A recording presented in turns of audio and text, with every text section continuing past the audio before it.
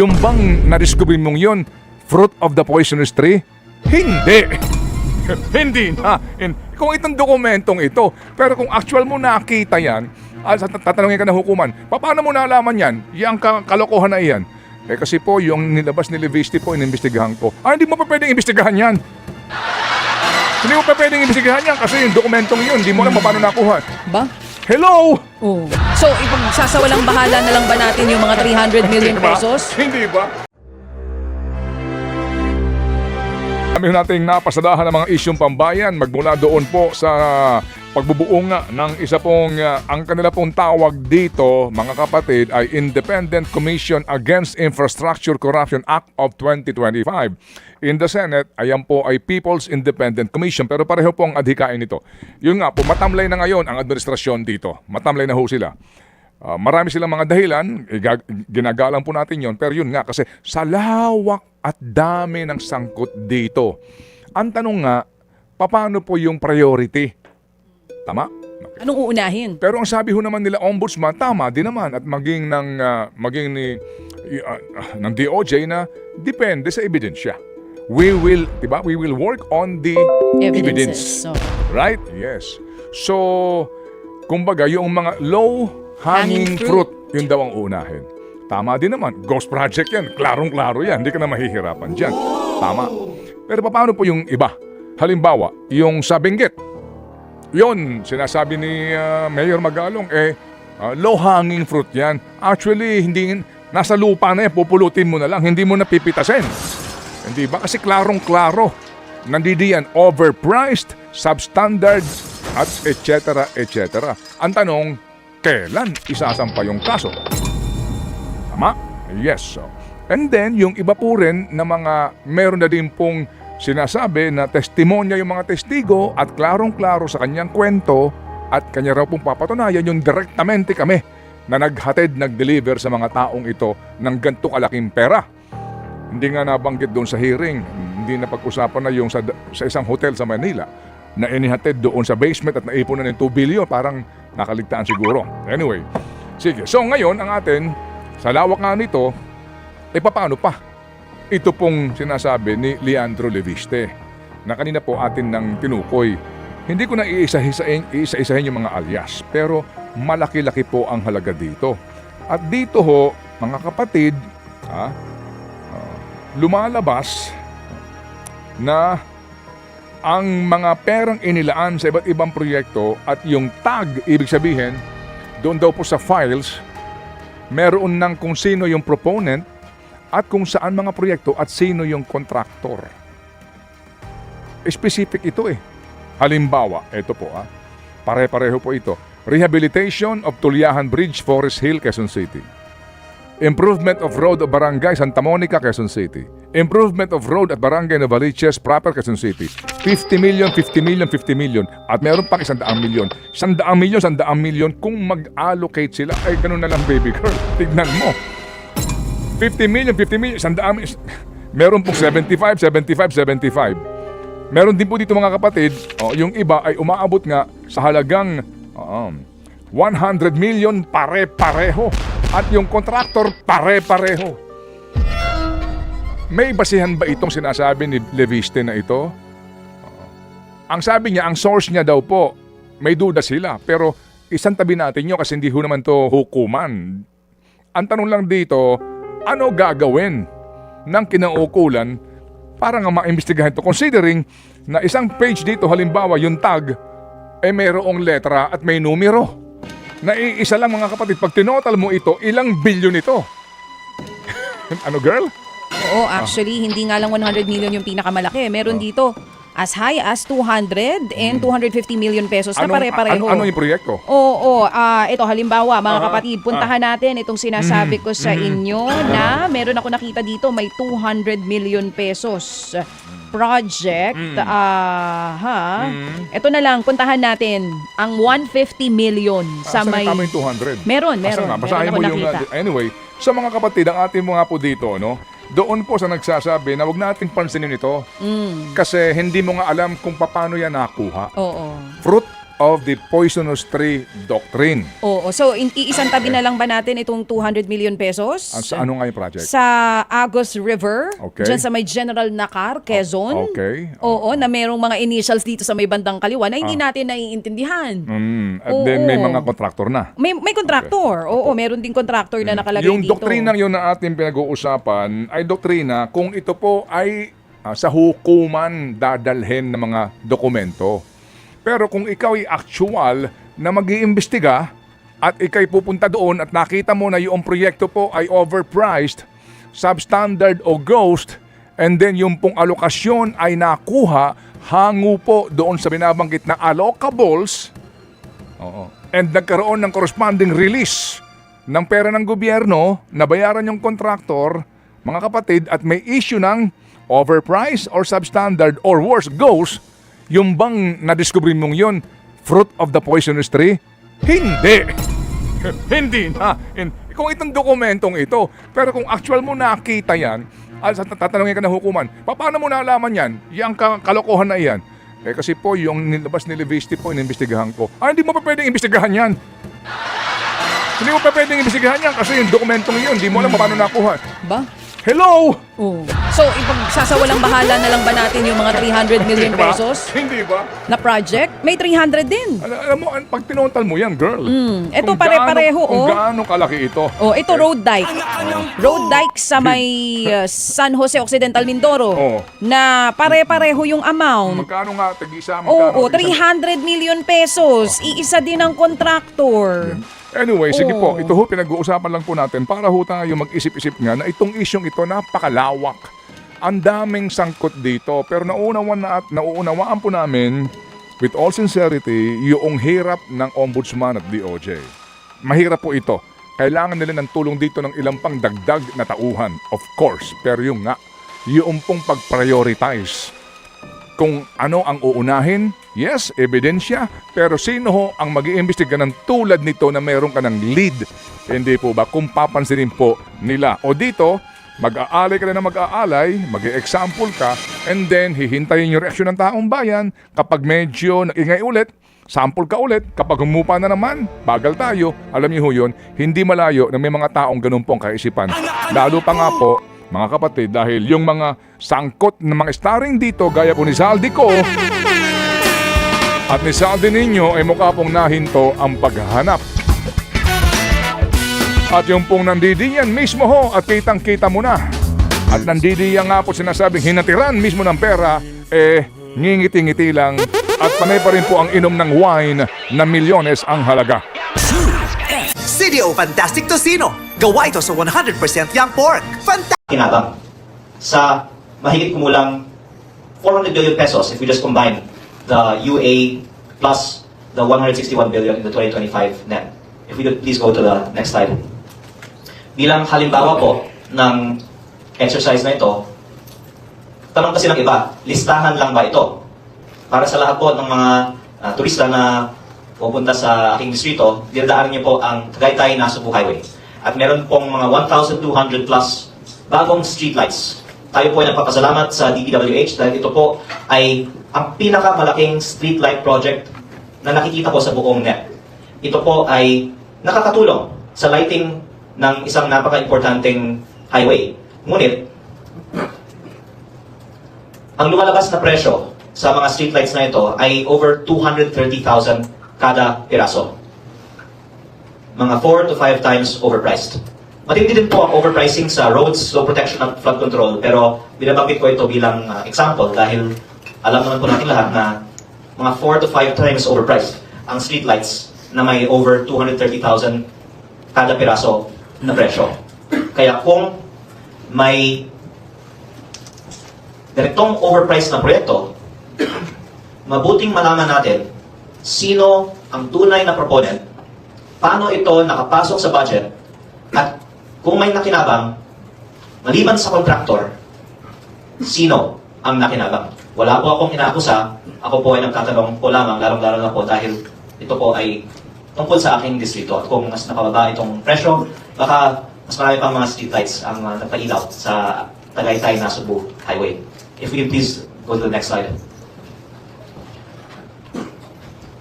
mabuting malaman din ng publiko kung saan napunta ang pondo ng unprogrammed appropriations.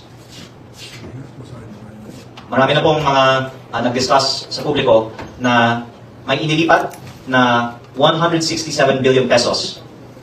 60 billion pesos mula sa PhilHealth at 107 billion pesos mula sa PDIC sa unprogrammed appropriations. Tapos ayon kay former Senior Associate Justice Antonio Carpio, ang pera ng PhilHealth at PDIC ang nagpondo sa DPWH unprogrammed appropriations projects na ang karamihan ay flood control.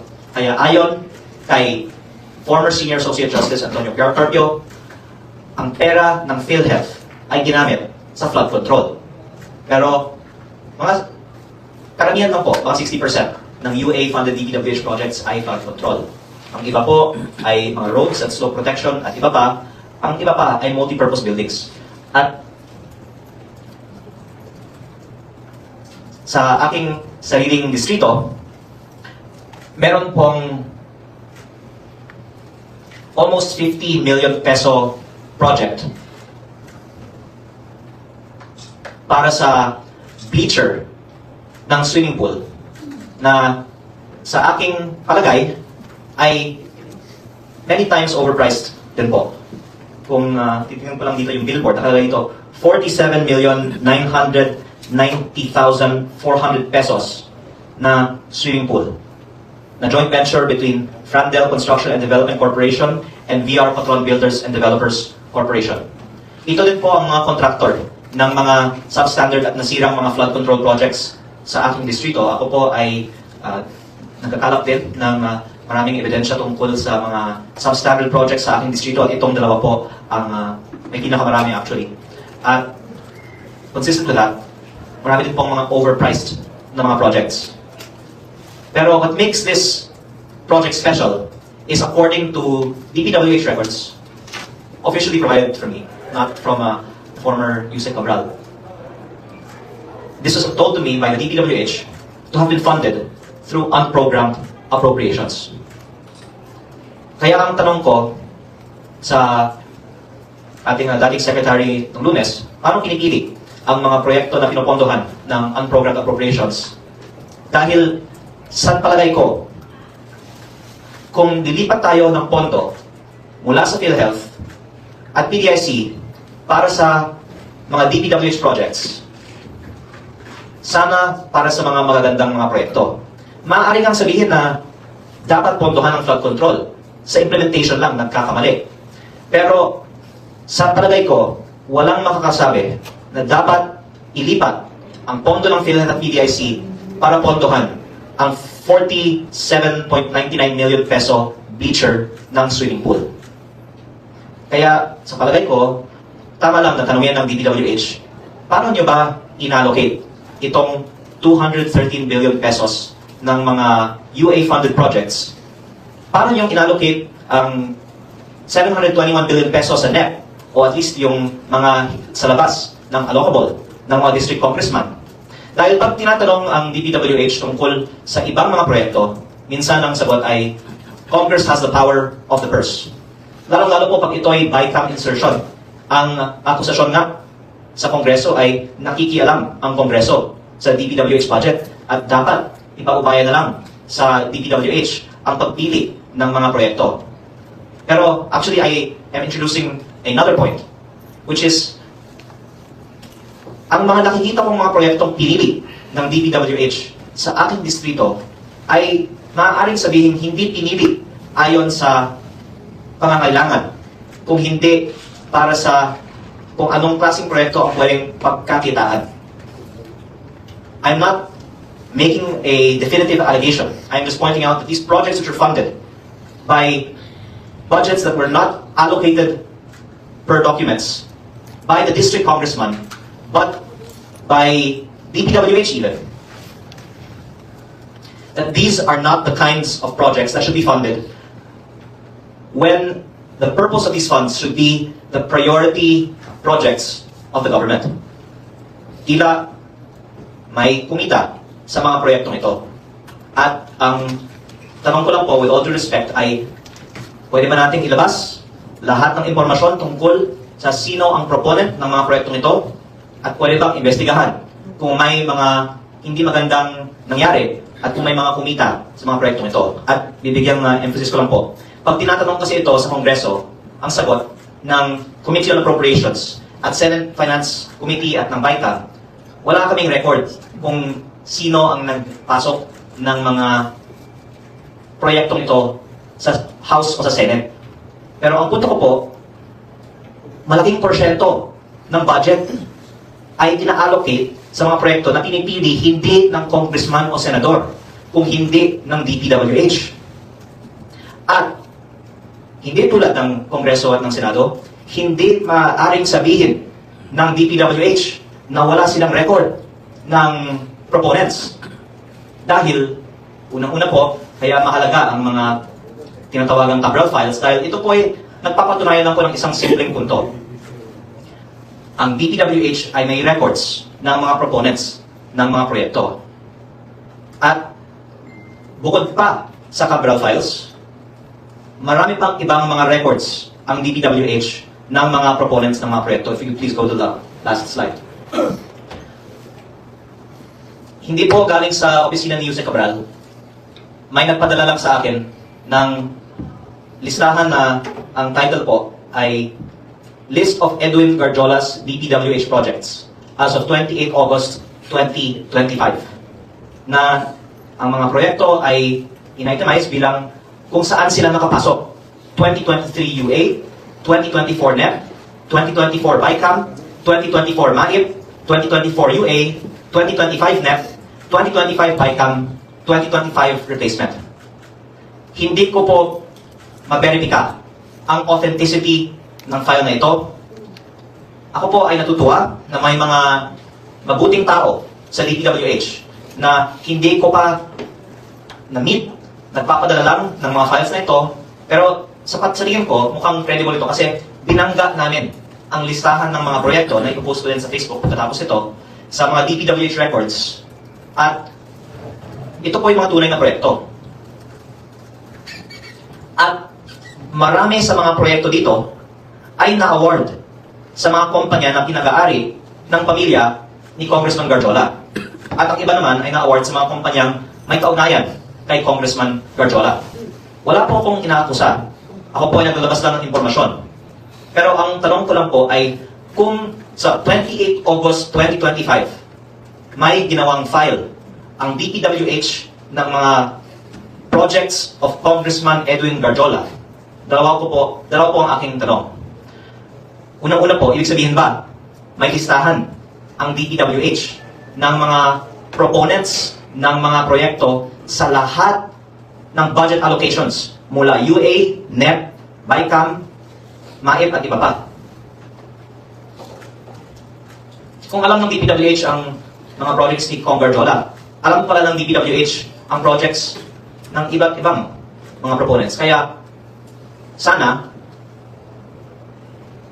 ibigay ang mga files na ito sa Ombudsman so that the proper process can be undertaken and used as an aid of their investigations. At mas maganda kung isa publiko ang mga ibinigay na mga listahan ng mga politiko kahit sa BICAM. Ang sabi ng DPWH, wala silang alam sa insurgent sa BICAM. Ayon sa listahan ito, may kopya pa pala sila ng mga projects proposed sa BICAM. Baka naman, mali itong file. I'm just sharing what was given to me. Pero ang pangalawa kong tanong naman sa DPWH, kung totoong, alam naman nila na ang mga projects proposed by a member of the House, ang mismong na award sa mga kumpanya ng kanyang pamilya, August 28, 2025 pa ang file na ito. Bakit hindi pa lumabas itong file sa mga investigations at ginamit para magbuo ng kaso ng mas maaga? At bakit kung sino-sino pang iba ang kinakasuhan sa mga flood control investigations ngayon, bakit inuna pa ang mga iba na hindi ko naman pong sinasabing inosente? Pero August 28, 2025 ang file na ito. Ang ibig sabihin ng file na to, alam pala nila yung proponent ng proyekto ay may kaugnayan sa kontraktor ng proyekto. At sana matapos ito, ilabas na ng DPWH ang lahat ng kanilang mga files tungkol sa mga proponents ng mga proyekto at pwede rin ipaliwanag ng mga kawani ng DPWH. Paano ba binubuo itong budget? Mula NEP, BICAM at UA, pero patungkol naman sa BICAM, sana ipaliwanag din sa atin sino ba ang nagdedesisyon sa alokasyon ng mga malaking halaga na ibinahagi ko na po. Kasi to end po, ang gusto ko lang pong i-emphasize, sa palagay ko, hindi tama na tumingin lang tayo sa Kongreso sa pag-allocate ng budget. Unang-una, dahil the NEP is mostly intact when it gets into the GAA. And the files will show na may mga allocable para sa mga district coms, may mga allocations para sa mga iba din, pero meron mga talagang tinawagang ni former Secretary Bonoan na leadership fund na ang nag-allocate ay nasa DPWH. At sana ipaliwanag sa atin ng DPWH kung may mga iba pang mga nagbibigay sa kanila ng instruction para pondohan ang mga lumabas na maanumalyang mga proyekto. At lalong-lalo po sa unprogrammed appropriations dahil ito po ay pondo na inilaan ng Kongreso ng lump sum at ang ehekutibo ang pumili ng mga proyektong ito. Sana pwedeng ipaliwanag din ng DPWH paano pinili ang mga proyektong ito dahil kung tunay na maanumalya ang mga proyektong ito at may mga nakinabang sa mga proyektong ito, hindi natin masasabi na sa Kongreso o sa legislatura po lamang ay may anomalya sa alokasyon ng budget sa DPWH. Pati po sa ehekutibo, may mga nagdedesisyon tungkol sa alokasyon ng mga maanomalyang mga proyekto. Wala po akong inaakusa, ako po ay nagtatanong po lamang. At nagpapasalamat muli na sa Lunes, yung ipinost ko sa Facebook na summary ng budget per district ay kinumpirma ng DPWH at sana ngayon na may iba pa akong mga inilabas, pwede din po nilang ikumpirma kung totoo po ang mga files na ito. Maraming salamat po. Good morning, I'm Mendoza, Manila Times. Kung you said kanina na yung nauna pang kasuhan yung mga ibang mga sinasabi mong hindi involved. I think we all know who it is. I think Senator Bong Revilla was involved as filed cases sa Sandigan Bayan. And do you think po ba parang may mali na bakit do you think po ba na involved itong si Senator Bong Revilla sa mga sinasabing insertions na ito? Kasi parang sinasabi mo po na bakit nauna bang kasuhan si Bong Revilla pero hindi sila tulad ng Garjola? Bakit hindi sila naunang kasuhan? Bakit hindi sila yung unang natargetan ng investigations?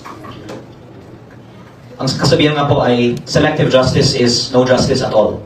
At I think logically, to achieve the most justice for the Filipino people, dapat unahin ang mga pinakamalaking may alleged na anomaly. At nakikita na natin ang mga halaga. Hindi lang po ang mga iilang mga substandard projects sa Bulacan First District ang dapat investigahan. Ang problema ng ating bansa ay hindi substandard flood control projects. Ang problema, ang system of allocating the budget and widespread bid rigging sa DPWH. Kahit hindi po flood control, roads, slope protection, streetlights, multipurpose buildings, iba't ibang mga klaseng mga proyekto ay maanomalya at ang punto po ay ito. Kung investigahan mo ang katiwalian sa isang substandard project, mahuli mo lang ang mga district engineer, contractor, at baka isang proponent para sa isang 84 million peso project.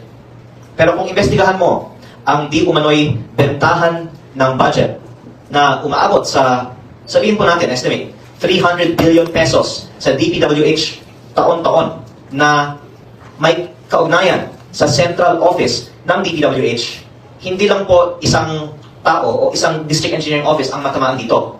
Ang mga proyekto sa buong bansa ay matamaan dito. At mahirap man na investigahan natin ang napakalaking corruption, I think that's what the Filipino people deserve. Huwag lang yung isolated case, pero yung systemic issue.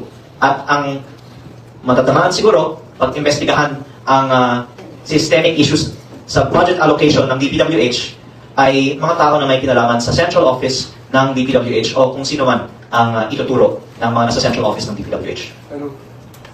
That's okay. Congressman na kayo, you can initiate the investigation. Bakit ipapasa pa sa iba? Bakit di pa ipapasa sa iba yung investigation? Since nagpwede naman kayo mag-file ng resolution, Ako po ay nag-participate na sa Senate Blue Ribbon Committee hearing para ibahagi ang files at nais ko nga pong talakayin ito sa Public Works Committee ng Kongreso. That's a very good suggestion and I hope that the chairs of the Infracom committees will take it up. Tas dahil ang realidad, tumigil na ang mga Infracom hearings tungkol sa flood control. Ang paliwanag ay dahil may ICI na. Pero ngayon na inanunsyo na mawawala ng ICI, I hope na tatalakayin ito sa Kongreso. kasi ang dating sa amin, sir, lagi yung pinapasa sa iba, kaya na-investigahan ko dito, pero meron naman kayong power dito. I don't think that's right because ako po ay paulit-ulit na nanawagan na investigahan ito sa Kongreso at hindi po ito magawa ng isang miyembro. Depende po yan sa leadership, lalong-lalo ang committee chair para itakol ito sa kanilang pagdinig. At Nag-file na kayo ng resolution? No. I am waiting for others in Congress to be the ones to do it because if you're being realistic here, yung mga aligned sa mga committee chairs ng Kongreso ang mas likely na pagbibigyan sa mga resolution nila. But sorry, if I can actually correct myself, I was a co-author in the resolution filed by Congressman Egay Elise with other members of the minority. I'm saying this to explain that to increase the likelihood that the investigation on the files of Yusek Cabral will be taken up in all earnestness, then doon ako aasa sa lead ni Congressman Egay Elise na dito po nag-press con noong Desyembre para manawagan na investigahan ang nature of death. Pero more of interest, I think, to the public, ang laman ng files ni Yumao Yusek Cabral. So wala kayong pag-asa sa Congress? Ako po ay naghihintay pa ng sagot sa resolution na inihain namin under the leadership of Congressman Egay Elise. At dahil well-respected senior member ng Congress, si Congressman Egay Elise, sana pagbibigyan ang na-file ng resolution. Sir, sorry, what resolution is that?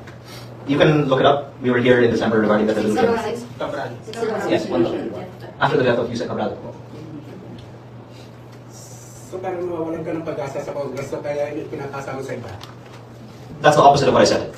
We're waiting for the committee to tackle the resolution that was filed by Congressman Elise. Tingin mo, ka-actionan ng Congress since na may 401 billion allocables sila? I think that ito ang dapat aksyonan ng Kongreso, ang sistema ng budget allocation at hindi lang ang isolated case na may di umano'y kickback sa isang district engineering office. Pero yung mahirap po kasi ay ang matatamaan pag proponent ang pinag-uusapan ay mismo ang mga nasa Kongreso. Kaya mas mataas ang pag-asa ko sa Senate Blue Ribbon Committee here ng Senado dahil si Senator Lacson ay walang allocable. Yun ang, that is what he is well known for, na wala siyang allocable, kaya